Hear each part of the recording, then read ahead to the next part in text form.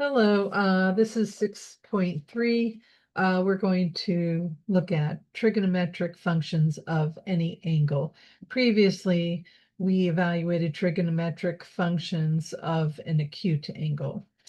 So we're going to find angles that are coterminal with a given angle, find the complement and the supplement of a given angle.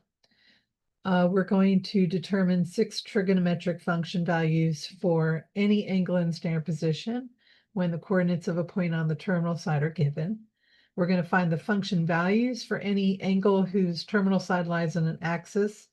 Find the function values for an angle whose terminal side makes an angle of 30, 45, 60 with the x-axis. And we'll use a calculator to find function values and angles. So we'll talk about angles and rotations and the measure of angles. We can see that an angle, the first figure, is in the first quadrant. It's an acute angle, and so it's measuring less than 90 degrees. The terminal side of the angle, so we're starting on the x-axis, we rotate to a terminal side and to form the angle. An angle can also be obtuse. So if we keep going and rotate it to the second quadrant, we can see it's going to be greater than 90 degrees. And so we can also rotate an angle negative degrees by starting on the x-axis and moving clockwise in a negative direction. We can also take an angle in the initial side and do a full rotation where the terminal side matches up with the initial side. So that designates a full rotation of 360 degrees. A half rotation would be 180 degrees.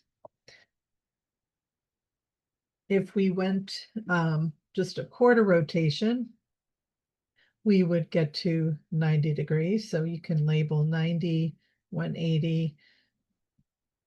180 plus 90 is 270. And then 360.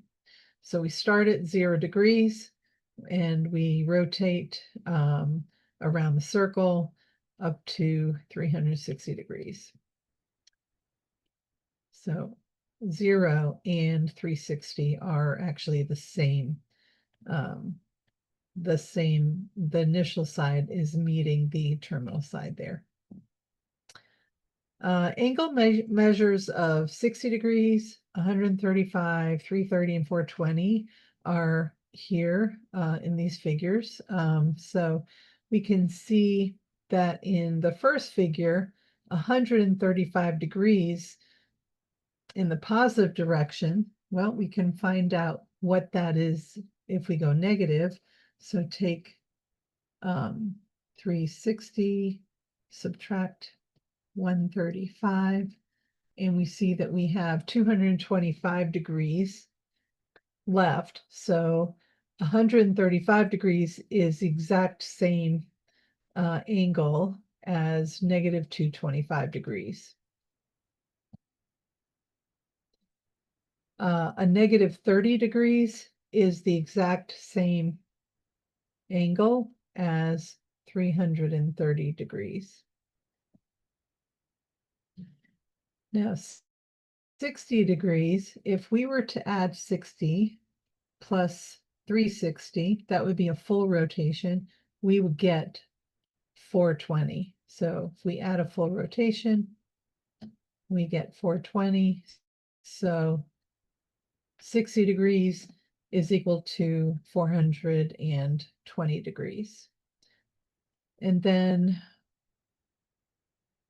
we can see 610 degrees to find out what the angle is, what the negative angle is going to be. So we'll take 610, subtract 360, and we have 250. And so we can go 90, 180, 270 is too much. So there it is. So 610 degrees is coterminal with 270 degrees, which is coterminal with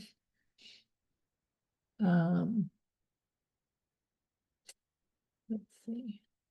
Oh, not 270, but 250 degrees, right? What we have on our calculator.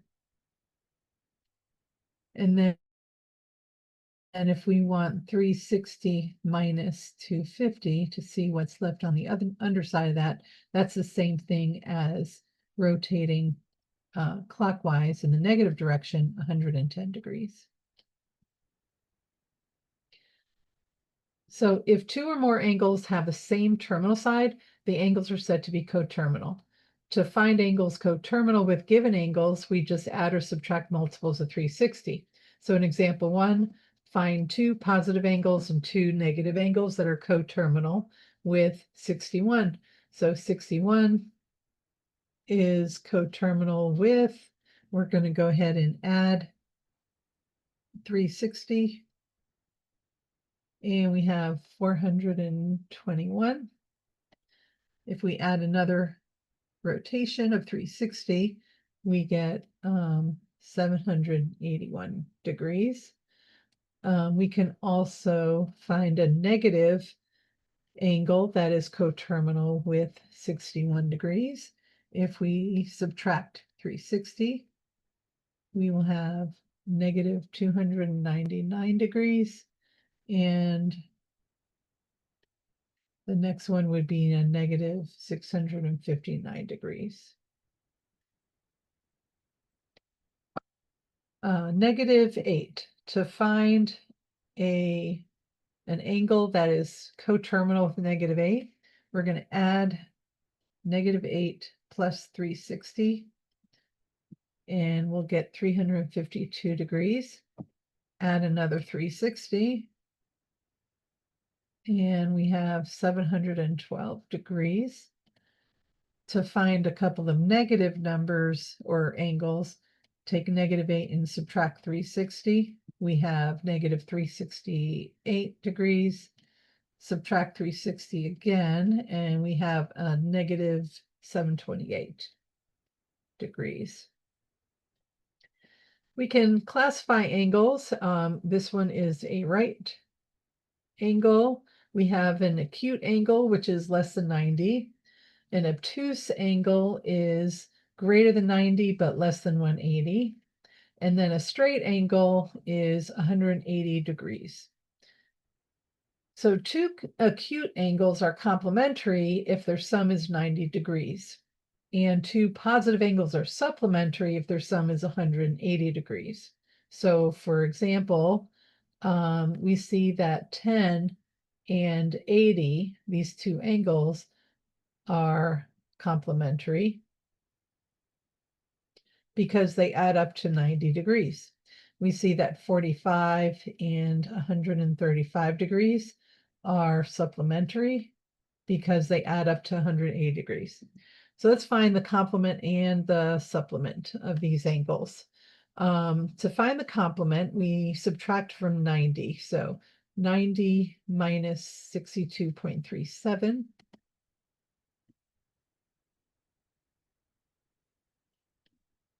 And we have 27.63 degrees. Here, and then to find the supplement, we take 180 and subtract 62.37.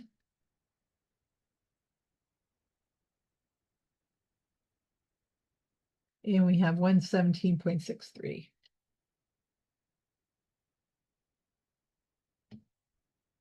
Okay. So 27.63 is complementary to the angle in question, and 117.63 is supplementary. For part B, we're going to subtract from 90 degrees, and we want to express 90 degrees as 89 degrees and 59 minutes and 60 seconds. So we know that 60 seconds equals 1 minute. in 60 minutes equals 1 degree. So this is equivalent to 9 degrees.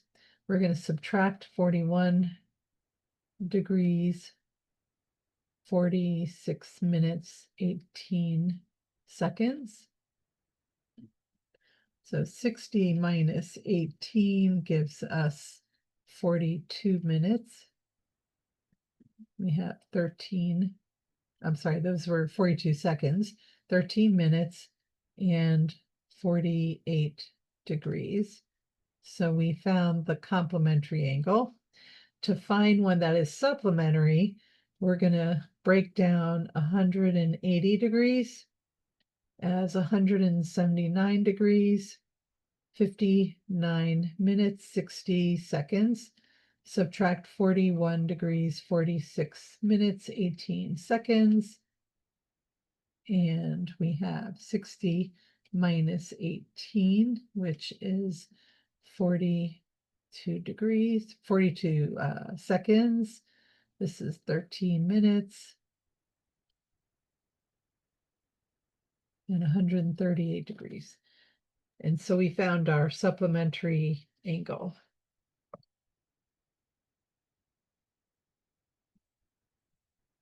So consider a right triangle with one vertex at the origin of a coordinate system and one vertex on the positive x-axis.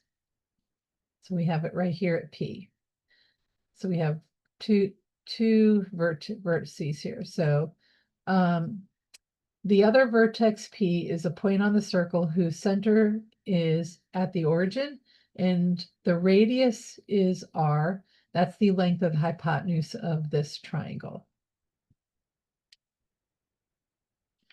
The triangle is a reference angle for any theta, which is in standard position. Note that y is the length of the side opposite theta, and x is the length of the side adjacent to theta.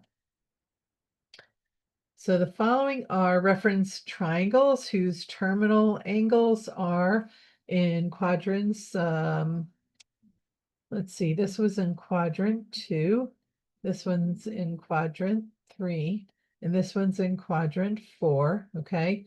So we know that if it's in quadrant 1, it would just be a reference angle that looks like this, okay? But when it's in quadrant 2, we are looking at a rotation from here to the terminal side. And so we're interested in the triangle that's formed with the x-axis and the terminal side. When we're in quadrant 3, we still want our triangle to be made with the terminal side and the x-axis. When we're in quadrant 4, the reference triangle will be made with that terminal side and again the x-axis. Okay, so I kind of like to look at it as sort of like a bow tie. So these would be all my reference triangles. Notice that we always start here at the origin, and then we're using the x-axis to form the triangles. Okay, so those are all the different possible reference angles, different sizes, of course, but that's kind of what they look like. So suppose that a point P, XY, is any point that's not on the vertex on the terminal side of the angle in standard position. Here are the three trigonometric functions as follows.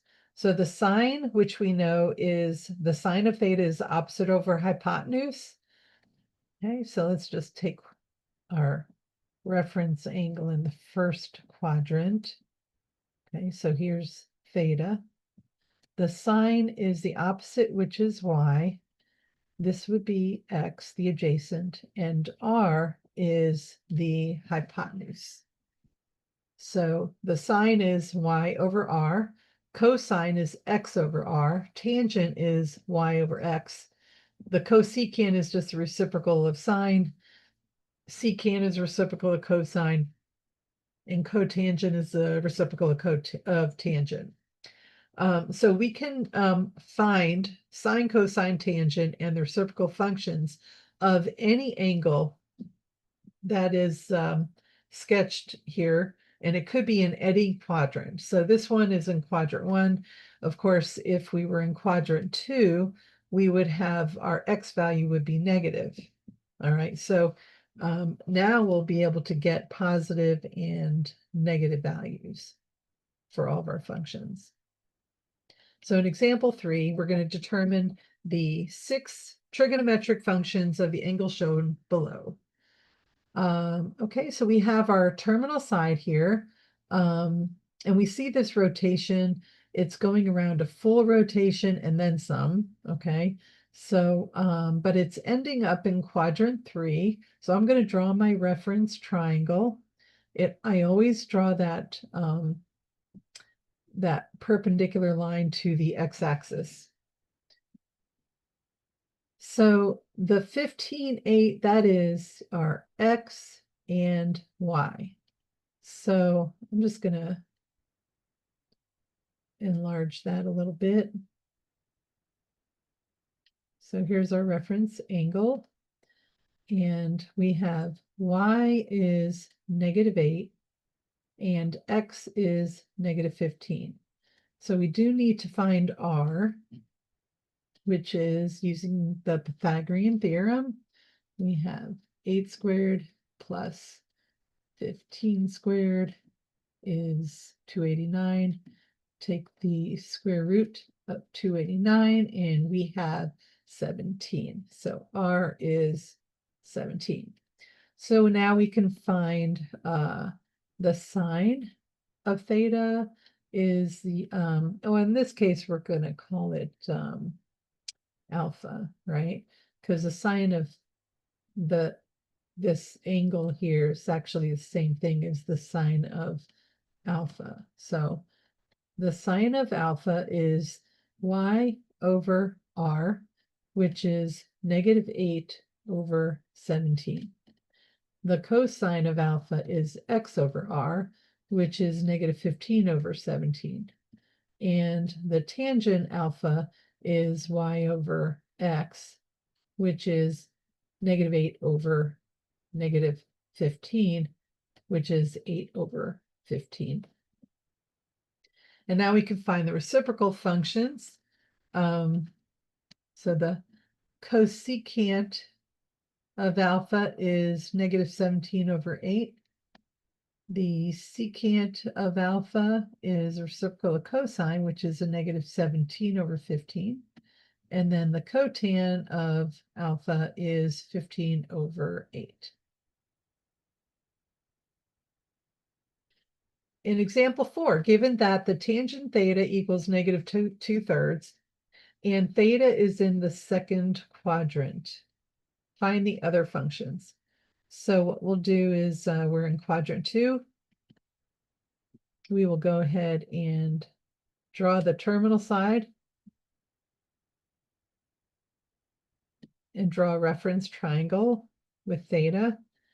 And since the tangent of theta is -2 over 3, that will be my y over the x. So y is 2, x is 3. Now the negative can float either in the numerator or denominator. It's important to know what quadrant you're in to determine where the negative is going. Because we're in quadrant 2, the negative needs to be with the x. Okay, so I'll just put the negative here with the x. So now we have x and y is 2 and -3, so we need to find out what is r. So r is 2 squared plus -3 squared, all under the root, which is 4 plus 9, or square root of 13. And now we can find the rest of the functions. So sine of theta is y over r, which is 2 over square root of 13. Rationalizing the denominator, we have 2 squared root of 13 over 13. The cosine is x over r, which is negative 3 over square root of 13, or negative 3 squared root of 13 over square root of 13. We already have tangent, and then we find the reciprocal functions. So the cotan theta is negative 3/2. The cosecant theta is the reciprocal of sine, which is square root of 13 over 2. And then the secant is reciprocal of cosine, which is square root of 13 over 3, and it's negative.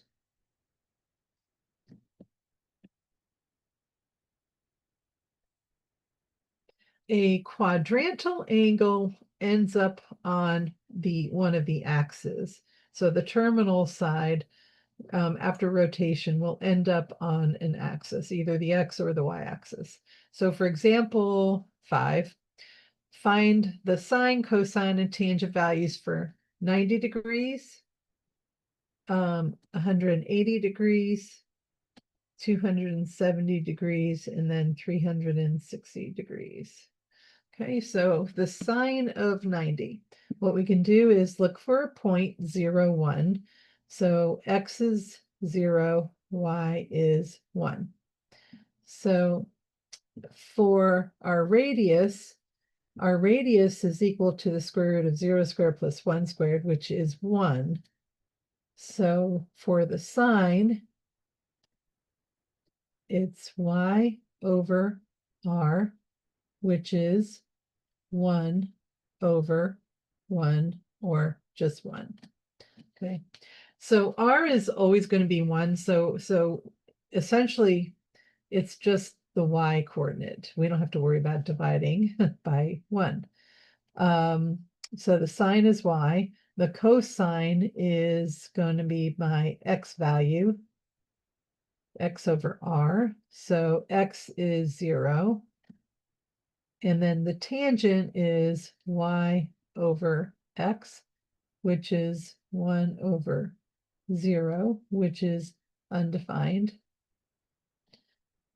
And let's see, then it says find the sine, cosine, tangent values for 180 degrees. Okay, so now we have our x is -1 and our y is 0. Okay, and we know r is 1.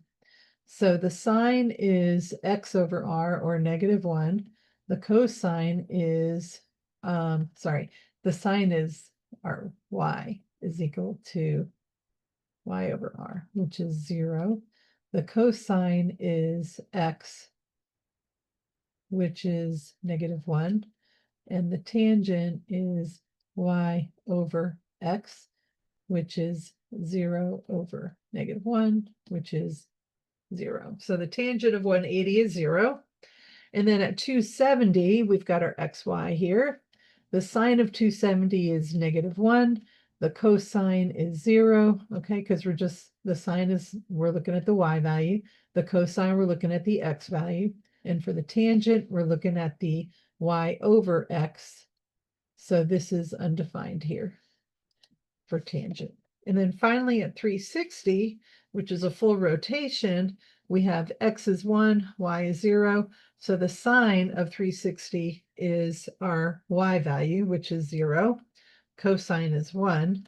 And the tangent is 0 over 1, which is 0.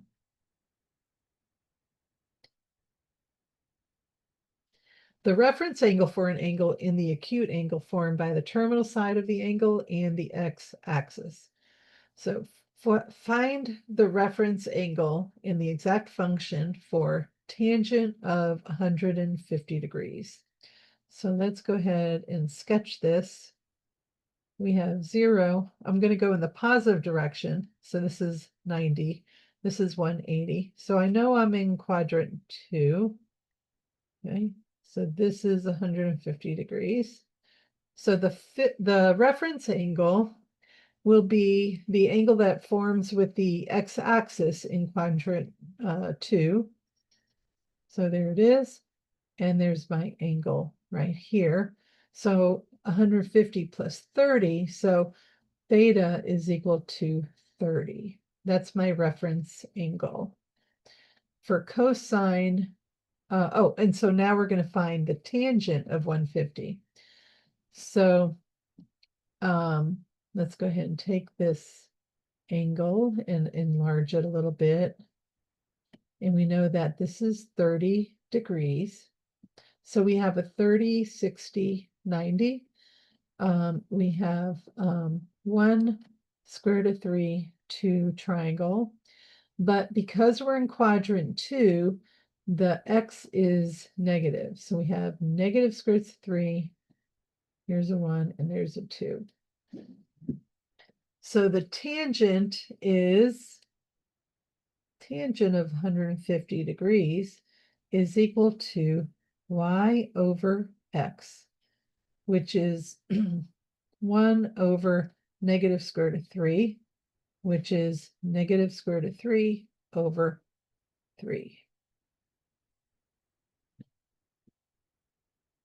Let's do the cosine of 570 degrees. Okay, so we have a whole 360 degrees. So let's take 570, subtract 360, and we have 210 left. So here's 90. Here's 180. So 210 is right here. Okay, 210 minus 180. My reference angle will be 30 degrees. So we have a 30, 60, 60, 90 triangle.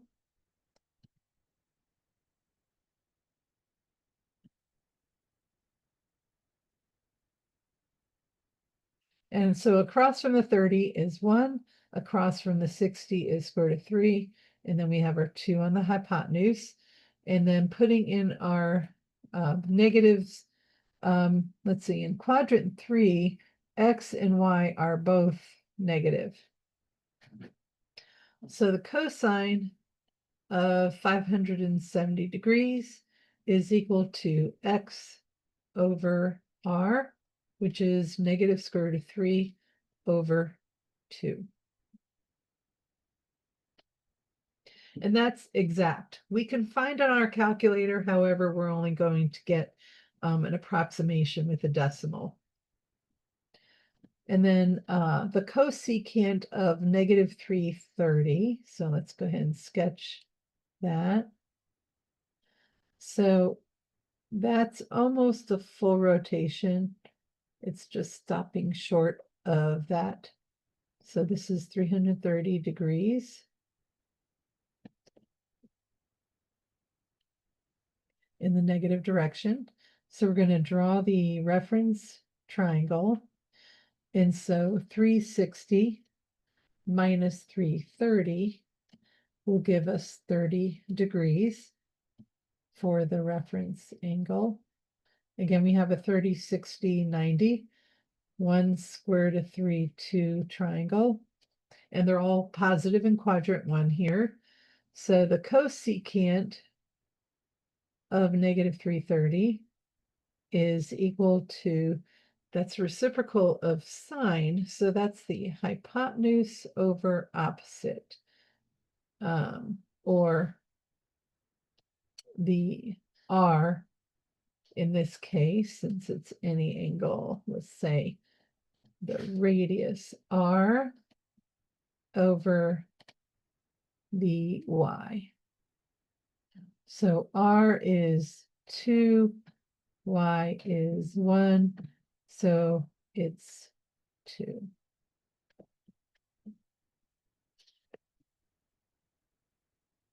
For example 7, find the sines of the 6 trigonometric values for the angle 307.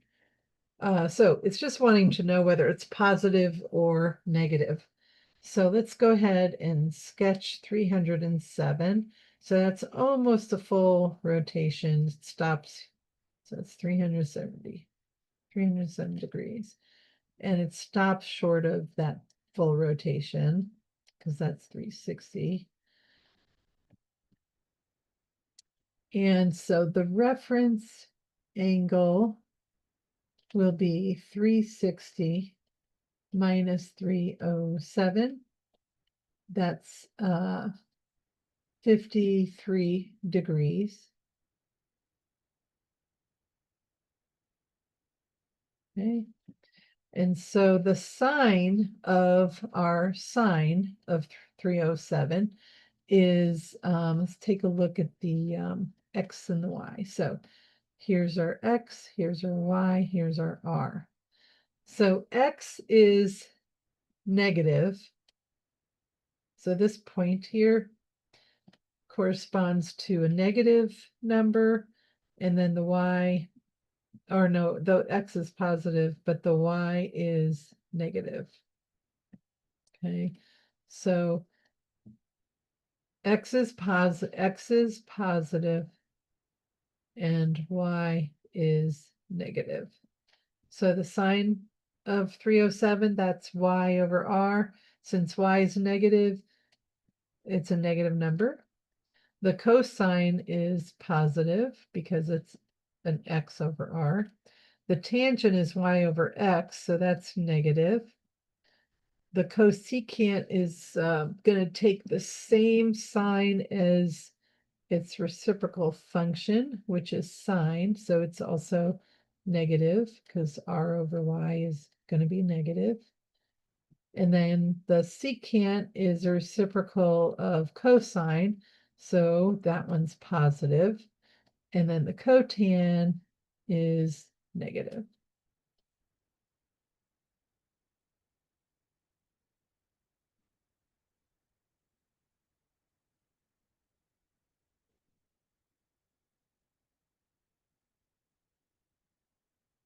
And so the last problem is a navigation problem. This is one of the last couple of homework assignments in this section 6.3.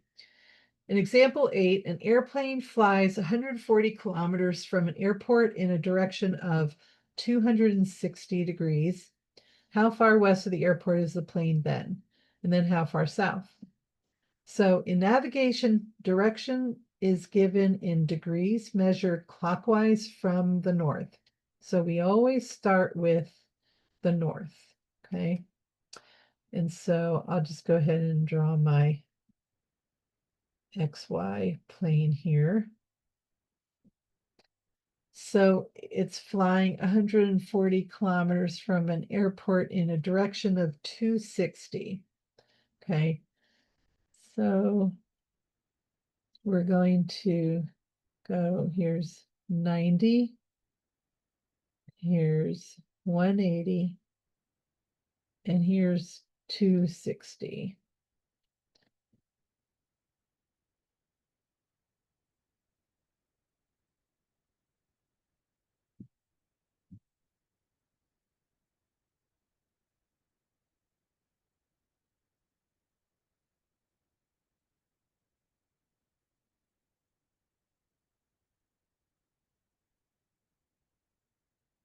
So 260 from if this is 270 and this rotation is 260, we know this is 10 degrees here. So it says, how far west of the airport is the plane then? So we're trying to find what is X and then how far south. So we also want to know what is Y. So we have, let's see, the 140 kilometers. We know what R is. So if we want to find X, we look for the cosine of 10 which is x over 140. So x is 140 times the cosine of 10.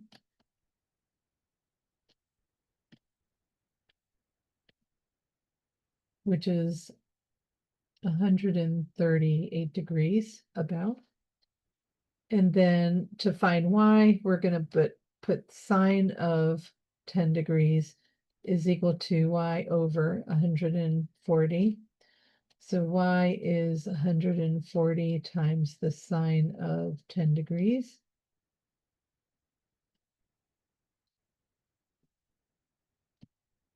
And we have 24 degrees. Sorry, not degrees, but y is equal to 24 kilometers. And x is 24 kilometers. So how far west?